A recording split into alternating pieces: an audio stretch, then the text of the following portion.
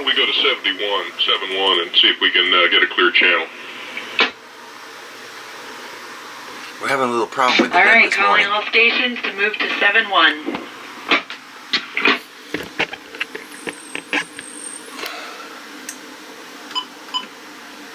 It's quiet so far. It's all yours. Phew, okay. Could I ask for a roll call so we can see if anyone's here? Allegro. Minerva. Aquarius. Matilda.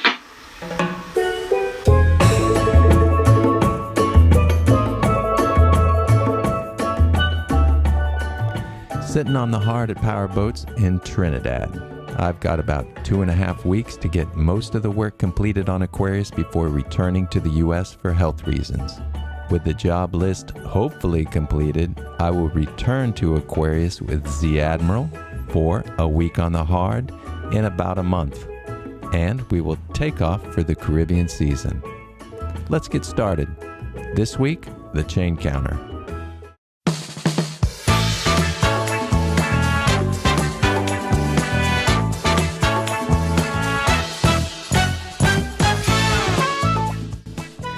In order to have days like this, you're going to have days like this. This is Tips on Tuesday. We're going to talk about what to do, when to do it, and how to do it. Stay tuned so you don't feel like doing this. If you like these videos, please subscribe and give us a like. And if you have anything to add to the conversation or any questions, please leave them below. It's early in the morning right after the net, and we want to get this template put on. We got it just about where we want it, and now we're going to tape it up really good, and hopefully we're going to be able to cut that in today.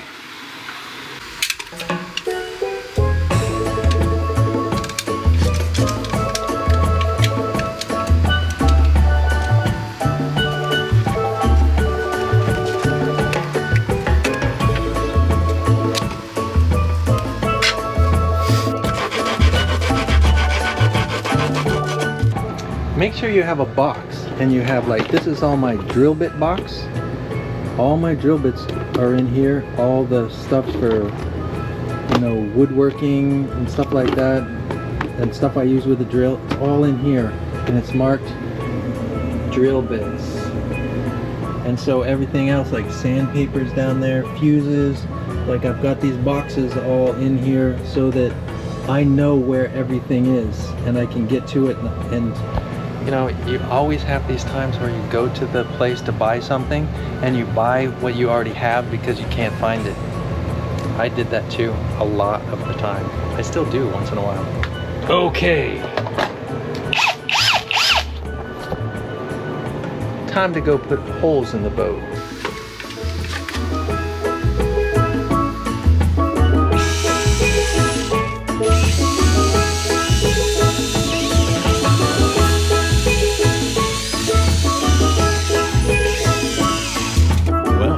That looks pretty good, but not good enough.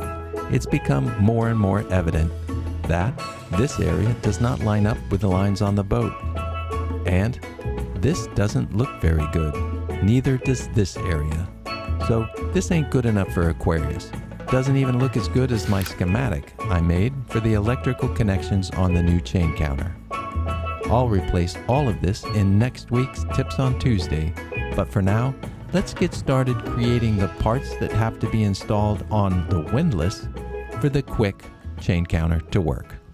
We're replacing our chain counter with a new one, and so we have to do some work up on the windlass in order to replace it. So let's go take a look.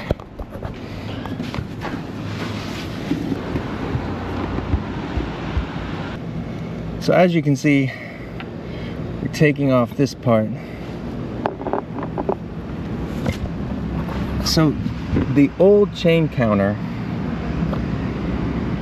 every time this piece of metal passes by this, it picks up the metal being close, and this has a sensor in it, and it clicks.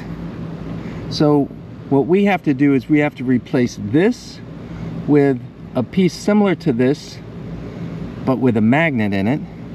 And then we replace this with a reed switch, which every time the magnet passes the reed switch, and reed switches are just a couple dollars to replace.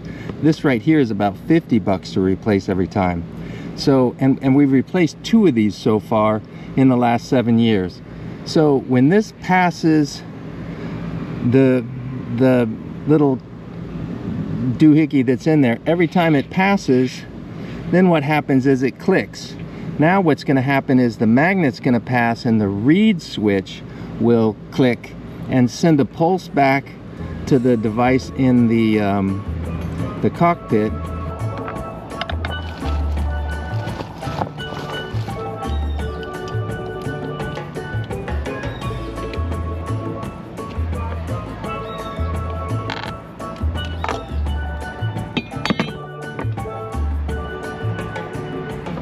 Just have to remember to get this put back in place where it goes, which is right in here.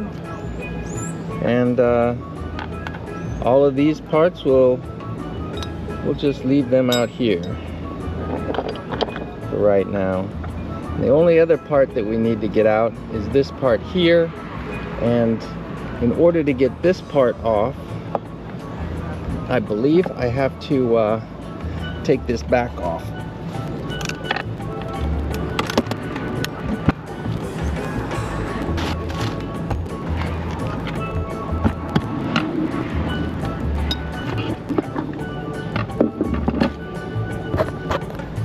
Every time I open this up, I always try to clean off all the corrosion, and I paint it with anti-corrosion, which is called Corrosion X.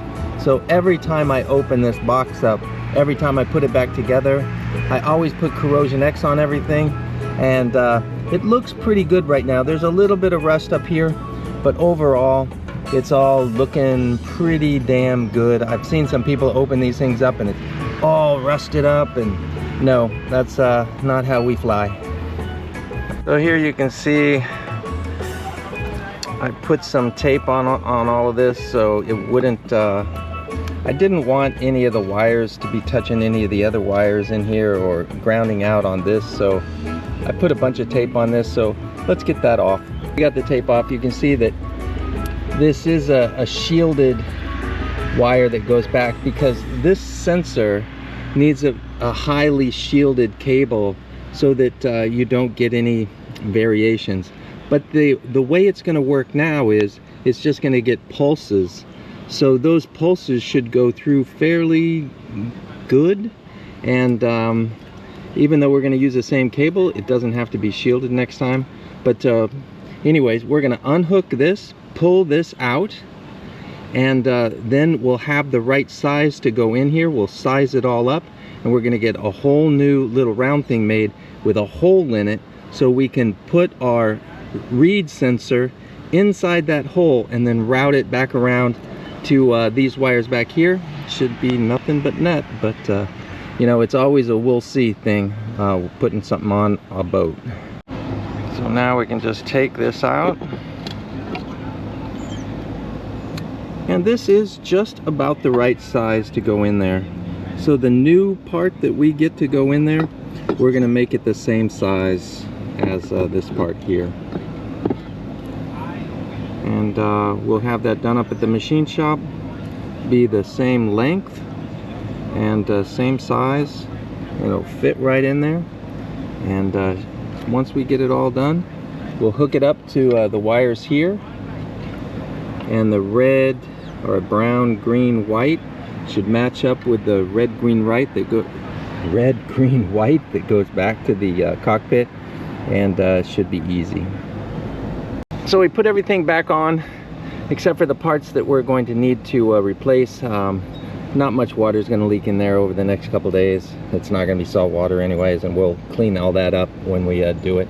So what we're going to do now is we're going to take this stuff, we're going to get it made up in the machine shop, and hopefully we'll be back in a couple days putting it all back together. And let's take now this is the reed switch, and here's the magnet right here. So it passes the magnet and you get a pulse. So what you do is you measure the resistance across these two wires.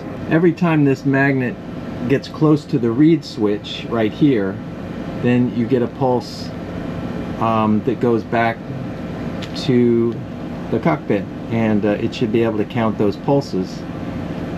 And we'll talk more about the installation later, but this should work pretty damn good. Let's hope. I don't know what this piece is for, but we'll find out. I'm here at the machine shop at Powerboats. They actually have a machine shop at Powerboats, and I'm here with the guys. What's your name? Wazi. Wazi? Yeah. So Wazi is going to make the parts for the chain counter, and we'll take a look at him after he's done. But they got a real machine shop here. How long have you guys been here? It make 1 year and 6 months here, and we was in Cartier Marine for the last 6 years.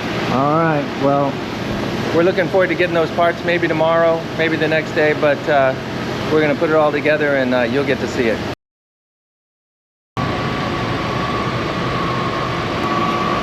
Hey, how you doing? So we made it. Let's see what they got.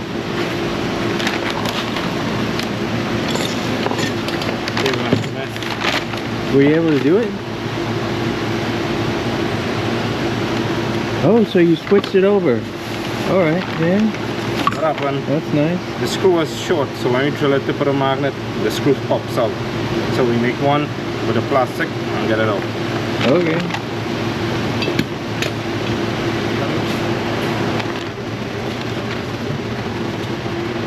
Yep.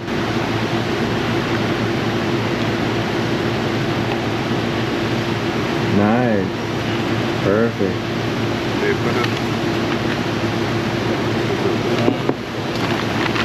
Oh, how do you get it out now? Oh, you have to like push it through. So that's the thing.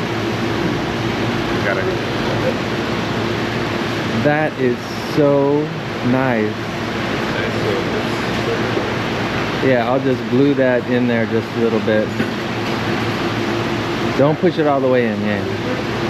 Oh, that is nice. That is beautiful.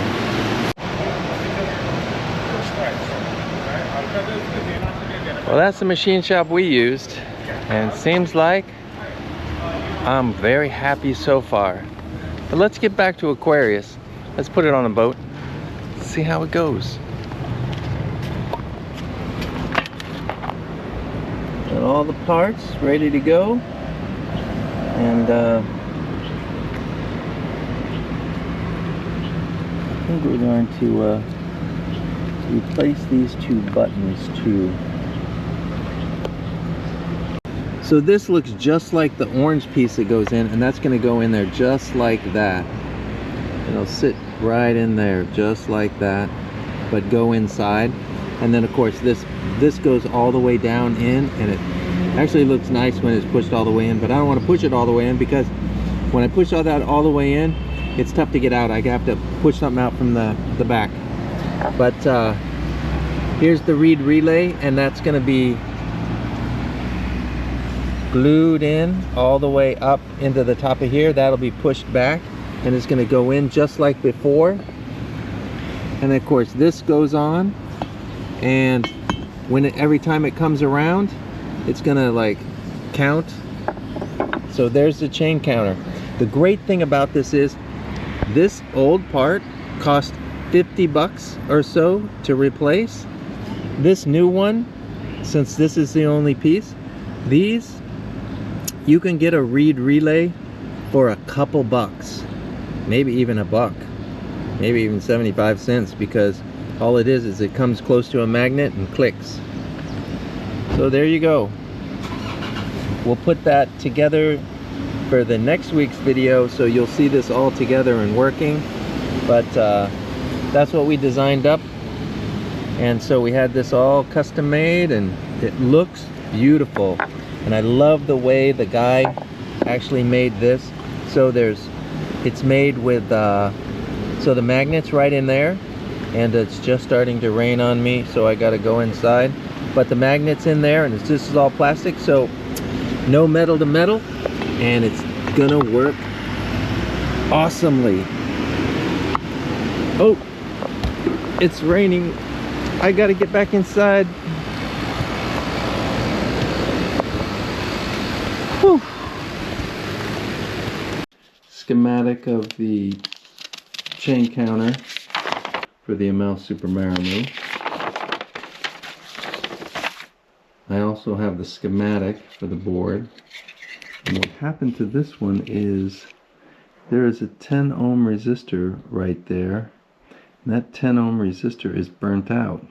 And I was going to fix the whole thing and put it all back together, but I decided to get a new one rather than fix this old one. So we had a bunch of these. Oh, let me shut those off.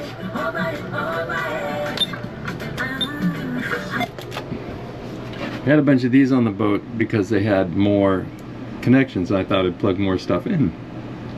But all of these blew out because they're only good to 24 volts. These are good to 72 volts. So they should last much better, even though they only have 2 plug-ins, one for USB and one for USB-C. I just replaced this one here. Really like it. So these go in the trash because they blew out. It's garbage now. This is the antenna for this radio here. Now these cost $10 on Amazon, whereas the antenna for this one costs like between 50 and 80 bucks. So this one's for automobiles, whereas, you know, but they're both the same. They're just puck antennas, so hell with it. I'm putting this one on, see if it works. So here's what the antenna looks like. It's got the same connector, and it's just a regular puck antenna. So we're gonna hook it up in the back here. Let's see if we can get a light on it. We're gonna hook it up in the back here, and we'll turn it on, see if it works. So the $8 antenna worked. Right there. Yeah, baby. If you like this video, give us a like down below and click here to subscribe. That really helps us. And if you want to watch more of us, click one of those.